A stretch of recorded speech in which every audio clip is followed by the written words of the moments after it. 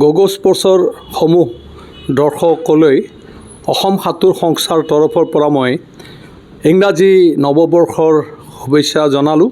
অসমৰ সকলো সাঁতোৰ খেলুৱৈ তথা অভিভাৱক আমাৰ পৰিয়ালৰ অসম সাঁতোৰ সংস্থাৰ পৰিয়ালৰ সকলোটিলে মোৰ আন্তৰিক শুভেচ্ছা থাকিল। এই বছৰটোত যাতে আমি আগৰ বছৰবোৰতকৈ আৰু ভাল সফলতা কঢ়িয়াই আনিব পাৰোঁ, তাৰে ভগৱানৰ ওচৰত প্ৰাৰ্থনা জনালোঁ, অসমবাসীৰ আশীৰ্বাদ বিচাৰিলোঁ। অসমৰ ৰাইজৰ আশীৰ্বাদ লৈ এইবাৰ অসম সাঁতোৰ সংস্থাই এই বছৰটো 2026 এই বছৰটো আমি গোটেই বছৰটো আমি অপেন ৱাটাৰৰ কাৰণে কাম কৰি যাম আৰু গোটেই অসমত অপেন ৱাটাৰৰ বিষয়ে আমি সজাগতা আনিবলৈ আমি পৰিকল্পনা কৰিছোঁ।